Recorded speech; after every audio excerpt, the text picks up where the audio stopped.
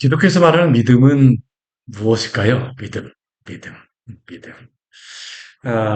믿음은 내 의지만을 의미하는 것은 아닙니다. 기독교의 믿음은 우리의 의지만을 이야기하는 것이 아니라 기독교의 믿음은 하나님이 구원한 신자의 마음속에 만들어내신 하나님을 향한 마음의 태도라고 할 수 있습니다. 하나님을 향하는 것. 그래서 믿음을 우리가 성경에 보게 되면 바라보는 것, 의지하는 것, 신뢰하는 것. 근데 제가 믿음에 대한 고백 가운데 한 가지 좋은 그러한 제가 좋아하는 단어 가운데 한 가지가 뭐냐면 기댄다라는 겁니다. 기댄다. 믿음을 갖게 되면요. 기대게 되어집니다. 여러분들 혹시 예전에 이런 게임 해보셨나요? 뒤에 사람이 서 있는데 뒤로 다 그냥 넘어가는 거. 뒤에 사람이 있다 그러면요. 그 뒤에 사람이 서 있고 뒤로 다 그냥 넘어지는 겁니다. 근데 그게요, 쉬울 것 같지만 쉽지 않습니다. 뒤에 분명히 사람이 있는 것을 아는데도 불구하고요, 막상 뒤로 다 넘어가려고 하다 보면 이렇게 한 발 이렇게 뒤로 빼거나 하지는 못해요. 왜 그렇습니까? 온전히 믿지 않기 때문입니다. 믿음이라고 하는 것은 기대는 겁니다. 정말 우리가 하나님을 믿는다라고 하면 어떻게 할까요? 우리가 하나님께 모든 체증을 싫게 되겠죠. 그런데 하나님께 이 모든 체증을 싣고 믿는다라고 하는 것은 그러나 그것이 쉽지 않습니다. 저는 이사야 선지자가 우리의 성경 말씀에 나오는 이사야서가 성경에 나오는 그러한 여러 말씀 가운데 믿음에 대하여서 정말 우리에게 실질적인 그러한 것을 저는 말씀해 준다라고 생각을 합니다. 우리는 보통 믿음이라고 하게 되면 많은 사람들이 지식을 가지면 믿음이라고 많이 생각을 합니다. 제가 뭐 어떤 분들에게 전도를 하거나 예전에 교회를 다니셨던 분인데 안 나오는 분들에게 제가 이야기를 하잖아요. 복음을 전하거나 말씀을 전하다 보면 그분들이 항상 착각하는 것 중에 한 가지가 뭐냐면 나는 하나님을 믿고 있다라고 이야기를 합니다. 그리고 하나님을 알고 있다라고 이야기를 해요. 근데 그분들에게 정말로 하나님을 믿는가에 대하여서 이 체중을 실는 것에 대해서 질문하게 되면요. 그분들이 거기에 대해서 머뭇거립니다. 정말 우리가 하나님을 믿는다라고 하게 되면 어떡할까요? 실질적인 행동이 나타납니다. 그래서 우리 신약 성경에 보게 되면 믿음을 항상 무엇과 같이 이야기하냐면 역사하는 믿음이라고 합니다. 역사하는 믿음. 왜냐하면 믿음이라고 하는 것은요. 힘이 거기에 실리는 겁니다. 역사합니다, 진짜. 믿음이 있게 되면 역사함이 있습니다. 체중을 싣기 때문이에요. 저 사람이 믿음이 있는지 없는지 어떻게 알 수 있을까요? 정말 그 사람이 체중을 싣는지 안 싣는지를 보게 되면 믿음이 있는지 없는지를 알 수 있습니다. 고난이 있다라고 해서 믿음이 강해지는 것 같지는 않아요. 우리가 고난 가운데 하나님이 연다는 가운데 믿음이 강해지기 위해서는 어떻게 해야 될까요? 하나님을 의지해야 됩니다. 의지하게 되면 우리가 무엇을 확인할 수 있습니까? 하나님이 그러한 가운데 나를 붙잡아 준다는 것을 체험적으로 알게 됩니다. 그러니까 하나님을 믿지 않게 되면 하나님을 온전히 알 수도 없습니다. 근데 많은 사람들이 착각하는 것 중에 한 가지가 지식적으로 알게 되면 믿는다라고 생각을 해요. 천리 역정에 보게 되면요. 크리스천하고 가는 가운데에 여러 같이 가는 사람도 있지만 그 가운데 어떤 사람이 있냐면 수다쟁이라고 하는 사람이 있습니다. 수다쟁이. 말은 청산주수입니다. 옆에서 가면서 이 얘기 저 얘기 하면서 성경 말씀에서 이야기할 때요. 다 아는 것처럼 이야기합니다. 근데 그 수다쟁이의 문제는 무엇일까요? 정말 하나님을 신뢰하고 믿어야 될 때에는 말만 합니다. 정말 믿음이라는 것은 무엇일까요? 믿기 때문에 행동합니다. 무게를 싣습니다. 이사야서는 우리에게 계속 그것을 이야기합니다. 우리가 앞부분에서 말씀하였던 믿음에 대해서 이야기하는 것은 아하스 왕과 그의 신하들에게 말씀하시는 것입니다. 너가 나를 믿는다라고 하면 징조를 구하라고 이야기를 해요. 아하스 왕이. 근데 아하스는 어떻습니까? 징조를 구하지 않습니다. 나는 하나님을 시험하지 않겠노라. 믿음 있는 것처럼 이야기를 해요. 누가 봐도 아하스 왕은 믿음 있는 것 같습니다. 하나님을 시험하지 않기 위해서 나는 징조를 구하지 않겠다. 꼭 그 말만 듣게 되면요. 나는 하나님을 다 믿기 때문에 더 이상 징조를 구할 필요 없습니다라는 그런 의미 같아요. 근데 정말 아하스 왕의 믿음이 있던 사람입니까? 아닙니다. 뒤로 다 살궁이 다 해놨습니다. 하나님 의지할 필요가 없기 때문에 하나님께 징조를 구하지 않죠. 그래서 그는 무엇을 합니까? 아수르에게 도움을 요청합니다. 뒷부분에 오게 되면 또 다른 믿음에 대해 하나님이 말씀하신 것이 무엇일까요? 아수르가 이제 남유다를 공격하고 이제 남유다도 거의 다 무너질 때가 되었습니다. 남유다의 성이 하나씩 차근차근 하나씩 막 무너져 갑니다. 마지막에 히스기야 왕이 예루살렘에 머물러 있을 때에요. 예루살렘의 모든 성들이 다 무너졌습니다. 모든 성들이 다 무너졌어요. 오직 하나만 남았습니다. 어떤 성일까요? 예루살렘 성 하나만 남았습니다. 그 예루살렘 성 하나 남기까지 많은 사람들이 전령을 막 보냅니다. 막 봉화를 막 만들어요. 연락을 막 합니다. 어디 어디 성이 함락됐습니다. 어디 어디 성이 함락됐습니다. 여기 어디 어디 성이 함락되었습니다. 근데 이러한 이야기를 듣게 되면 우리가 만약 이스라엘 남유다의 그러한 백성으로서 정말 그 사람으로서 있는다라고 하게 되면요. 여러분들 그러한 이야기 듣게 되면 어떤 마음이 드시겠습니까? 마음이 쫄리잖아요, 진짜. 두근두근 하잖아요. 정말 우리가 그 통장 잔고에서 통장의 그 잔고가 줄어드는 것을 우리가 제대로 그 수입이 없는데 통장의 잔고가 줄어든다고 하게 되면 우리는 그것 가지고도 굉장히 많이 마음이 불안하지 않습니까? 근데 이스라엘은 더 그렇죠. 성이 하나씩 없어지는 겁니다. 이제 한 성밖에 안 남았어요. 예루살렘 성밖에 안 남았어요. 그들이 기도하지 않았을까요? 기도합니다. 여러 가지 많은 그러한 가운데 있습니다. 근데 그러한 가운데서도요. 하나님 응답하시지 않는 것 같아요. 기도했는데도 불구하고 당장 하나님이 말씀해 주지 않는 것 같습니다. 근데 그러한 가운데에서도 우리 하나님이 하나님이시기 때문에 믿고 의지할 수 있습니까? 사실 이 질문이 지금 이 뒷부분에 나와 있는 이스라엘 백성들에게 하는 질문입니다. 믿음이라고 하는 것은요, 결코 추상적인 게 아닙니다. 그렇기 때문에. 믿음이라고 하는 것은 실제로 우리의 삶에서 있는 그러한, 모든, 어, 실제 그런 삶 가운데 있는 그러한 일들입니다.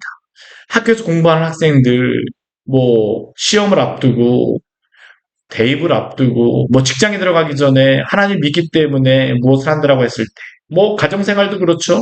여러 가지 많은 그러한 우리의 그 직장에서 그러한 것들, 노후의 그러한 준비들, 많은 사람들이 사실은 이러한 질문 가운데에 하나님 앞에 서 있는 겁니다. 호람되어 하나님 앞에 서 있어서 믿음으로 살아간다는 것은 이러한 가운데 우리가 누구를 의지하냐는 겁니다. 오늘 이스라엘 백성들에게 계속적으로 하나님께서는 믿음을 가지라고 말씀하세요. 왜 믿음을 가지라고 말씀하실까요? 그런 상황 가운데 믿음을 갖는 게 쉽지 않기 때문입니다. 실제로 그러한 가운데 믿으라고 하게 되면요. 많은 사람들의 반응이 무엇일까요? 믿었는데 소용이 없어요라고 하는 게 많은 그러한 사람들의 반응입니다. 내가 그렇게 기도했는데도 도대체 기도하는 것이 무슨 소용이 있는가? 제가 그러한 이야기 많이 듣습니다. 정말 많이 듣습니다. 그래도 하나님 믿어야 됩니다라고 이야기를 말씀드려도요. 쉽지 않습니다. 왜요? 실질적인 그 상황 가운데 하나님을 의지하고 나아간다는 건 쉽지 않기 때문입니다. 오늘 31장 말씀에서도 그것을 이야기합니다. 이스라엘 백성들에게 무엇이 그들에게 믿음의 그러한 시험이었을까요? 오늘 1절 말씀 우리 같이 한번 읽어볼까요? 도움을 구하러 애굽으로 내려가는 자들은 화 있을진저. 그들은 말을 의지하며 병거의 많음과 나병의 심히 강함을 의지하고 이스라엘의 거룩하신 이를 앙모하지 아니하며 여호와를 구하지 아니하나니. 우리 그 28장 이후서부터 33장까지의 말씀에서 화 있을진저라고 하는 그런 이 단어가 계속 반복됩니다. 화 있을진저, 화 있을진저. 여기 화 있을진저라고 하나님께서 말씀하시는 그 사람들이 누구일까요? 아수르겠습니까? 물론 이스라엘을 뭐 공격하는 아수르라고 우리가 보통 생각할 수 있을지 모르겠는데 여기에 나오는 화 있을진저라고 말하는 그러한 사람들은 하나님께서 누구로서 말씀하시냐는 거냐면요. 믿음 없는 사람들을 이야기하는 겁니다. 오늘도 그렇습니다. 도움을 구하러 애굽으로 내려가는 자들은 화 있을진저. 그래서 제가 여러 번 말씀드렸던 거지. 제가 설교한 게 아니라 사실 성경에 나와 있는 겁니다. 이사야를 통해서 하나님께서 여러 번 말씀하셨습니다. 아수르의 그러한 그 여러 침입 앞에서 애굽의 도움을 청하러 가기로 그들은 결정하였습니다. 왜냐하면 그쪽에 큰 나라인 아람과 북이스라엘도 멸망하였는데 그 남유다가 어떻게 이 아수르에 대항할 수 있겠습니까? 그럼 합리적으로 그들이 취할 수 있는 방법은 무엇일까요? 애굽을 의지하는 것입니다. 아수르 못지않게 강력한 애굽을 의지하는. 더군다나 애굽과 이 남유다는 서로 간에 도움을 요청할 만한 상황입니다. 이전까지 애굽은 남유다를 향해서 조금 약간 이게 떨떨하였을 뭐 떨떠스름하였을지 모르겠지만 지금은 그 애굽이 남녀들을 충분히 도와줄 수 있는 그러한 상황이 되었습니다. 왜냐하면 지금 이 애굽의 그러한 왕조는 어떤 왕조냐면 구스 있잖아요. 에디오피아. 그 에디오피아 사람들이 와갖고 애굽의 그러한 왕조를 이루었습니다.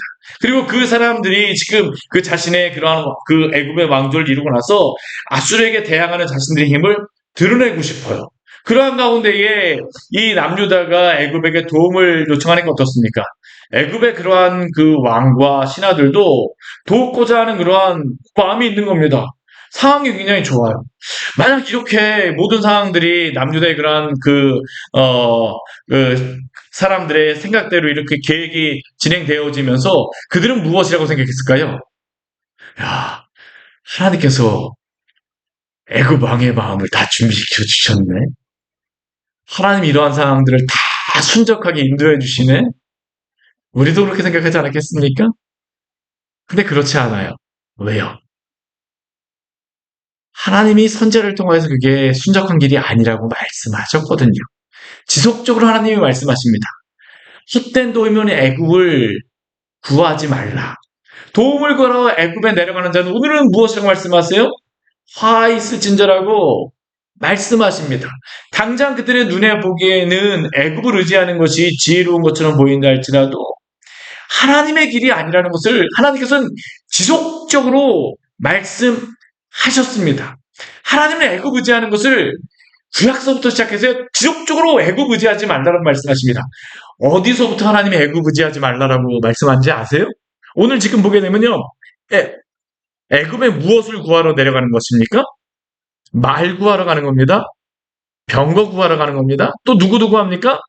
마병도 구합니다. 말, 병거, 마병은 그 군사들까지 하는 거잖아요. 그렇죠? 3종 세트. 애굽에서 구할 수 있는 이 3종 세트를 다 구하러 가는 겁니다. 근데 하나님께서는 이스라엘이 애굽을 구하지 않을 것을 계속 말씀하셨어요. 어디서부터 하나님이 말씀하실까요? 출애굽기 15장서부터 말씀하십니다. 우리 말씀 같이 한번 찾아볼까요? 출애굽기 15장이 어떤 말씀인지 같이 한번 볼까요? 참 재미있는 말씀입니다. 이 어디서부터 말씀하실까요? 우리 출애굽기 15장 말씀해 보게 되면요. 우리 출애굽기 15장 우리 1절서부터 우리 5절까지의 말씀을 우리 같이 한번 해볼까요? 출애굽기 15장 1절서부터 5절까지의 말씀을 한번 같이 한번 읽어보겠습니다. 출애굽기 15장 1절서부터 5절까지의 말씀입니다. 같이 한번 읽어볼게요. 이때에 모세와 이스라엘 자손이 이 노래로 여호와께 노래하니 일러스되 내가 여호와를 찬송하리니 그는 높고 영화로우시며 말과 그 탄자를 바다에 던지셨음이로다. 여호와는 나의 힘이요 노래시며 나의 구원이시로다. 그는 나의 하나님이시니 내가 그를 찬송할 것이요 내 아버지 하나님이시니 내가 그를 높이리로다. 여호와는 용사하시니 여호와는 그의 이름이시로다. 그가 바로의 병거와 그의 군대를 바다에 던지시니 최고의 지휘관들이 홍해에 잠겼고 깊은 불이 그들을 덮으니 그들이 돌처럼 깊음 속에 가라앉았도다. 우리 출애굽기 15장은 언제 모세가 부른 찬양입니까? 홍해 앞에서 애굽의 그러한 모든 그 바로의 군사들이 이 홍해에 다 수장되었을 때 부른 찬양입니다. 출애굽하고 나서 하나님이 그 놀라운 홍해를 가르시고 쫓아오는 애굽을 하나님이 다 심판하시고 이기시고 난 다음에 하나님이 이 모세를 통하여서 이 노래를 받으셨어요. 여기에 보게 되면 무엇이라고 말합니까? 모세의 노래가 무엇입니까? 그 1절 말씀을 보게 되면요. 내가 여호와를 찾되 그는 높고 영화로우시며 말과 그 탄자를 바다에 던지셨습니다. 말과 그 탄자는 누구입니까? 애굽 사람들입니다. 왜 하나님이 이 말씀을 하실까요? 애굽의 그러한 병거와 군대보다 하나님이 더욱더 강력하신 분이라는 겁니다. 애굽을 의지할 필요가 없다라는 것을 이것보다 더 분명히 보여주는 말씀이 어디 있을까요? 모세의 찬양을 여기다 아예 그냥 박아 놓으셨어요. 바로의 그러한 말과 병거와 해병을 의지할 필요가 없다는 겁니다. 누구 의지해야 됩니까? 하나님을 의지하라는 겁니다. 아예 홍해 건너자마자 이 노래를 하게 하십니다. 한 번만 이 노래를 하게 하셨을까요? 아닙니다. 우리 출애굽기 15장 말씀에 보게 되면요. 우리 또 미리암의 노래가 있습니다. 미리암의 노래는 굉장히 짧아요. 그런데 미리암의 노래 우리 그 출애굽기 15장 20절서부터 나오는데요. 우리 그 19절서부터 나오는데 20절, 21절 말씀에 19, 20, 21절 말씀에 오게 되면 이러한 그 미리암의 노래가 나옵니다. 우리 20절, 21절 우리 미리암의 노래 같이 한번 읽어볼게요. 아론의 누이 선지자 미리암이 손에 소고를 잡음에 모든 여인도 그를 따라 나오니 소고를 잡고 춤추니 미리암이 그들에게 화답하여 이르되 너희는 여호와를 찬송하라. 그는 높고 영화로우시며 말과 그릇한 자를 바다에 던지셨음이라 하였더라. 아멘. 물론 미리암의 노래가 더 길 수도 있습니다. 근데 우리 아까 보았던 모세의 노래에 딱 1절만 딱 여기 하나 해놨죠. 말과 그릇한 자를 하나님이 어떻게 하셨습니까? 바다에 던지셨습니다. 왜 이 말씀을 두 번씩이나 이 노래를 여기에 기록하고 있을까요? 하나님이 바로보다 강력하시고 위대하시다는 것을 말씀하는 겁니다. 바로가 그들을 구하는 것이 아니라 하나님이 구하시는 분이라는 것을 분명히 말씀하시죠. 그런데 하나님께서는 이스라엘 백성들이 또 잊어버릴까봐 이 말씀을 여기에서만 말씀하신 게 아닙니다. 우리 광야에서 또 말씀하셨습니다. 어디에서 말씀하셨을까요? 신명기 말씀에서 말씀하셨죠. 신명기 17장 말씀 같이 한번 볼게요. 우리 신명기 17장. 신명기 17장의 말씀은 그들의 왕에게 주시는 말씀입니다. 왕을 세울 때에 그 왕이 행해야 될 일들에 대해서 말씀하십니다. 신명기 17장 14, 15, 16절 말씀 왕에게 주시는 말씀 뭐라고 말씀하실까요? 우리 14, 15, 16 우리 같이 한번 읽어보겠습니다. 같이 읽겠습니다. 내가 내 하나님 여호와께서 내게 주시는 땅에 이르러 그 땅을 차지하고 거주할 때에 만일 우리도 우리 주위의 모든 민족들 같이 우리의 왕을 세워야 하겠다 생각이 나거든. 반드시 내 하나님 여호와께서 택하신 자를 내 위에 왕으로 세울 것이며 내 위에 왕을 세우려면 내 형제 중에서 한 사람을 할 것이요 내 형제 아닌 타국인을 내 위에 세우지 말 것이며 그는 병마를 많이 두지 말 것이요 병마를 많이 얻으려고 그 백성을 애굽으로 돌아가게 하지 말 것이니 이는 여호와께서 너희에게 이르시기를 너희가 이후에는 그 길로 다시 돌아가지 말 것이라 하셨음이며. 이게 지금 이 신명기 말씀은요. 아직까지 출애굽하고 나서 광야에 있을 때입니다. 그 가나안 땅 들어가기 바로 직전 모압 평야에 있을 때 하나님이 마지막으로 모세를 통하여서 주시는 말씀입니다. 홍해 건너자마자 하나님께서 모세를 통하여서 말씀하셨고요. 그 요단강 건너서 가나안 땅 들어가기 전에도 하나님이 말씀하십니다. 무엇하지 말라고요? 애굽의 말과 그 마병과 병거를 의지하지 말라고 하나님이 말씀하십니다. 왜요? 하나님이 더욱더 강력하신 분이시기 때문입니다.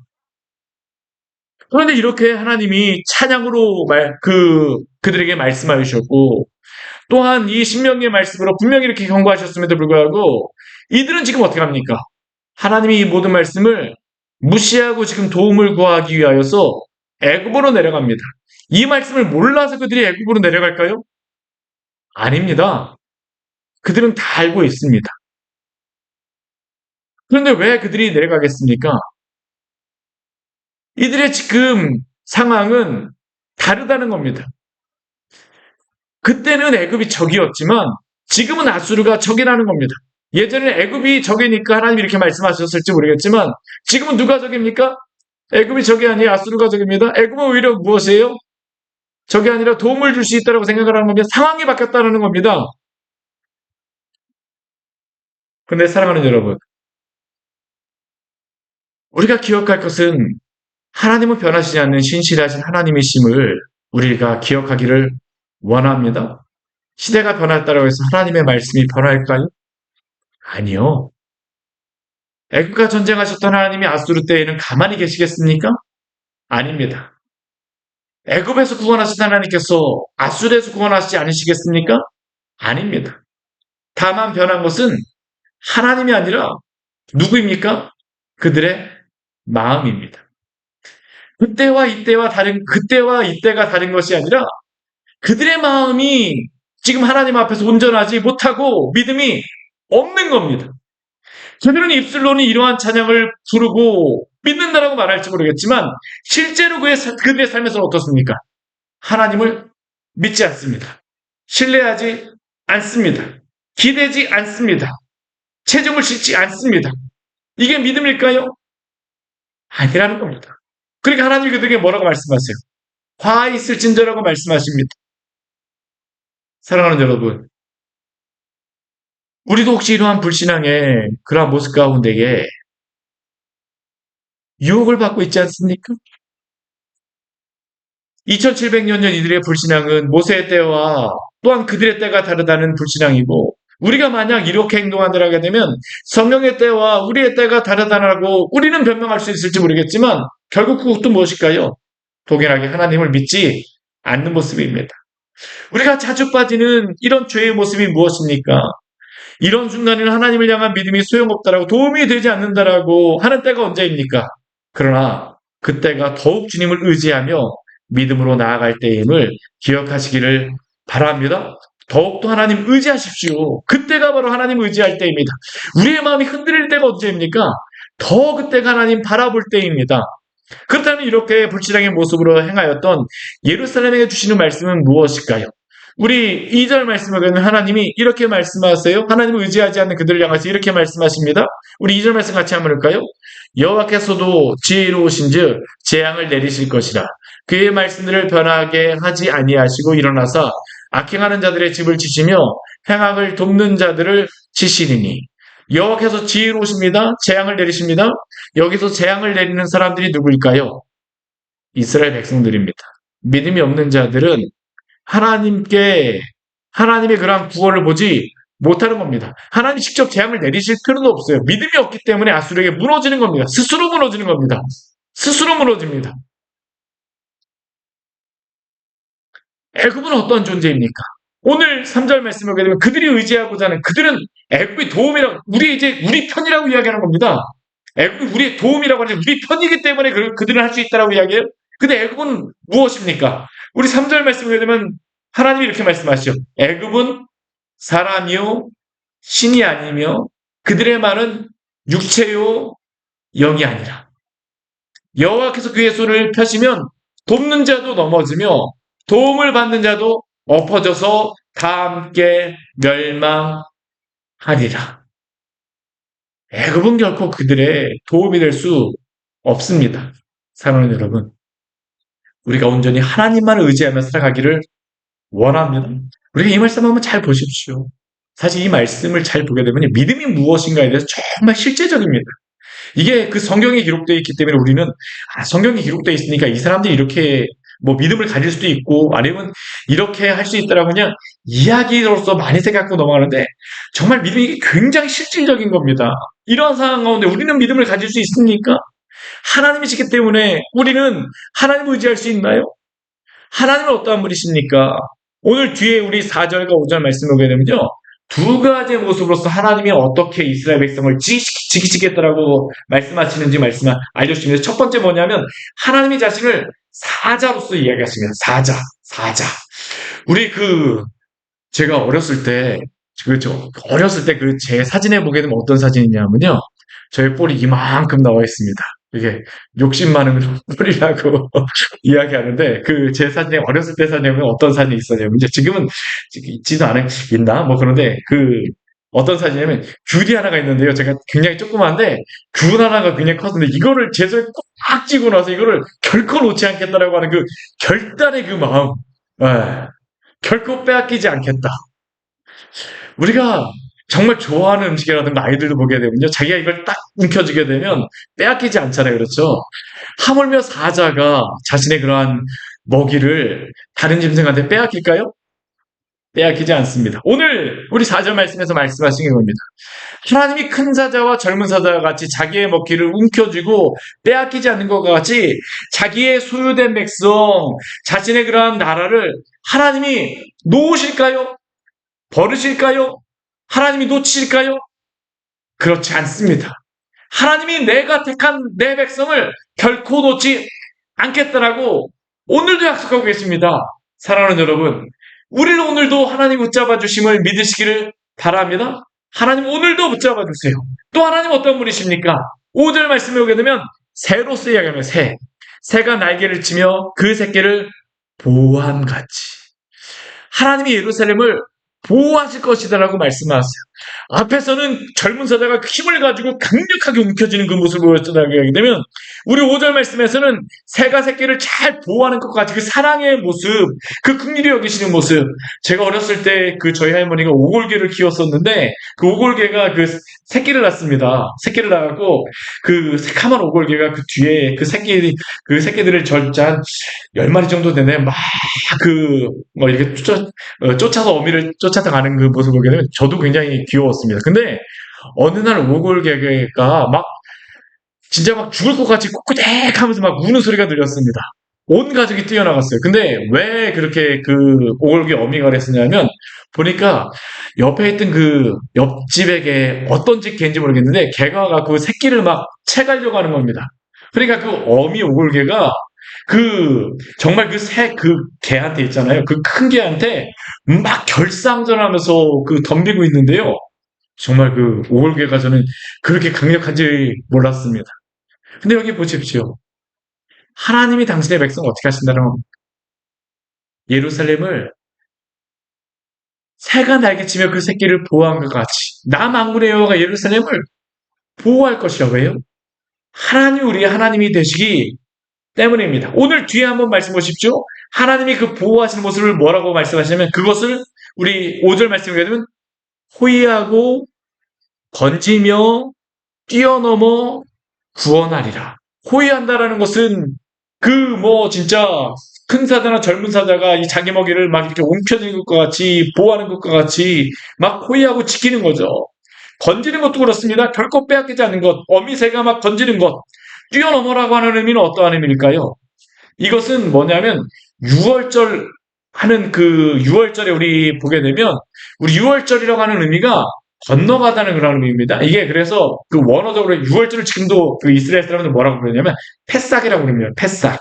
근데 파사트라고 하는 단어가 뭐냐면 패사트라고 하는 단어가 어떤 단어냐면 넘어가다는 그런 의미입니다. 이게 왜 그렇게 되냐면 이스라엘 백성들의 그러한 그 집에서만 어린 양의 피를 그 묻지방에 바르지면 어떡합니까? 하나님이 치지 않고 넘어가셨잖아요. 그렇죠. 하나님이 구원이 바로 그렇다는 겁니다. 예수 그리스도가 자신의 피로 인친 자들은 오늘도 보호하시고 구원하심을 믿으시기를 바랍니다. 우리 뒤에 한번 보십시오. 호위하고 건지며 뛰어넘어 구원하리라. 그러면 그의 백성들에게 필요한 것이 무엇입니까? 오늘 6절 말씀해 보게 되면 돌아오라고 말씀하세요. 돌아오라고 말씀하십니다. 애굽으로 내려가는 그 백성들에게 뭐라고 말씀하십니까? 돌아오라고 말씀하세요. 세상을 구하러 가는 그들에게 지금 뭐라고 말씀하십니까? 돌아오라고 말씀하십니다. 왜요? 하나님이 참된 도움이시며 능력의 하나님이시기 때문입니다. 오늘도 하나님께서는 당신의 백성들을 지키시고 보호하실 수 있는 능력이 있으시는 전능하신 하나님이십니다. 오늘도 그 날개로 당신의 백성들을 지키시고 보호하여 주십니다. 얼마나 놀라운 은혜로 지키시고 보호하여 주십니까? 정말 하나님이 얼마나 우리를 인도하여 주십니까? 한순간 한순간마다 하나님의 은혜가 아니면 정말로 우리가 살아갈 수가 없죠. 저도 교회를 개척하고 나서 요즘에 정말 하나님의 은혜 정말 더 많이 느끼는 것 같아요. 정말 하나님께서 어떻게 내 삶을 이끌어 가시고 교회를 세우실까? 하나님의 은혜가 아니면 한순간도 살아갈 수 없다는 것을 고백할 수밖에 없습니다. 사랑하는 여러분, 우리가 정말로 하나님 의지하며 살아가시기를 바랍니다. 오늘 8절 말씀을 보게 되면요. 한 가지의 그 말씀이 우리 반복되어지는 단어가 있어요. 우리 8절 말씀에는 어떤 게 반복되어집니까? 칼이라고 하는 단어가 반복돼요. 칼. 아수르는 칼에 엎드러질 것이나 사람의 칼로 말미암지 아니하고 사람의 칼로 말미암지 아니할 것이며 그는 칼 앞에서 도망할 것이요 그의 장정들은 복역하는 자가 될 것이라. 여기 보게 되면 이 칼로 말미암아 아수르가 넘어진다고 하는데 이 칼은 누구의 칼일까요? 우리 뒤에 보게 되면요. 사람의 칼로 말미암지 않는다라고 합니다. 두 번씩이나 사람의 칼로 말미암지 않는다라고 이야기를 해요. 이것은 이스라엘 백성들의 칼도 아니고요. 애굽의 칼도 아니라는 겁니다. 사람의 칼이 아니면 누구의 칼이겠습니까? 하나님의 칼이죠. 그리고 실제로 하나님께서 히스기야를 사네립의 그러한 군대에서 하룻밤에 치지 않아요. 근데 이것이 하나님이 하룻밤에 치시지만 그러나 이것을 지금 이 말씀을 들을 때가 굉장히 중요합니다. 이렇게 하나님이 하룻밤에 치실 것이지만 지금 이것을 이스라엘 백성들은 보고 있나요? 못 보고 있나요? 일어난 것입니까? 일어나지 않은 것입니까? 일어나지 않은 것입니다. 이게 그런데 믿음이죠. 하나님이 이것을 계속 반복해서 말씀하세요. 내가 이렇게 할 것이다, 이렇게 할 것이다, 이렇게 할 것이다. 이사야 선지자는 계속 이것을 이야기합니다. 끝까지 기다리고, 끝까지 기다리고, 끝까지 기다리고, 잠잠히 기다리는 것이 바로 너희가 해야 될 것이다라고 말씀하시고, 여기서는 사람의 칼로 아니라 사람의 칼로 구원하신 것이 아니라 하나님이 구원하시겠다고 말씀하십니다. 근데 믿음이 없는 자들에게는 이것이 무엇처럼 들리겠습니까? 오늘 이사야 선지자가 오늘도 공수표 날렸네? 그렇게 이야기하지 않을까요? 네, 사랑하는 여러분,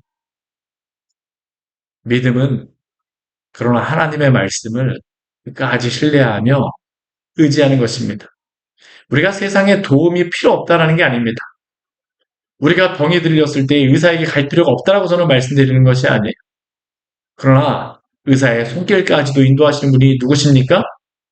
하나님이십니다. 우리가 사람에게 때로는 의지할 때도 있지만 그러나 그 사람까지도 우리가 인도하시는 분이 누구세요? 하나님이십니다. 때로는 그 사람이 우리의 뜻대로 되어지지 않을 때도 있어요. 우리는 저 사람을 철석같이 믿고 갔는데요. 정말 그 사람이 냉대할 때도 있습니다. 전 여러 번 그러한 걸 경험해 봤거든요. 여러분들 어떠십니까? 근데 제가 경험했던 것은 무엇이냐면 그런 사람들은 냉대했지만 하나님은 결코 버리시지 않더라고요. 하나님 버리시지 않더라고요. 결과 때문에 우리가 넘어지는 것도 아니고 우리가 무엇이기 때문에 이리저리 마음이 흔들린 것이 아니라 의지하는 것이 아니라 온전히 하나님을 의지하기 때문에 우리의 모든 상황까지 하나님께 맡기며 나아가는 우리 믿음의 성도들이 되어지기를 축원합니다. 이러한 사람들을 통하여 하나님께서는 당신을 나타내십니다. 우리 같이 기도하도록 하겠습니다.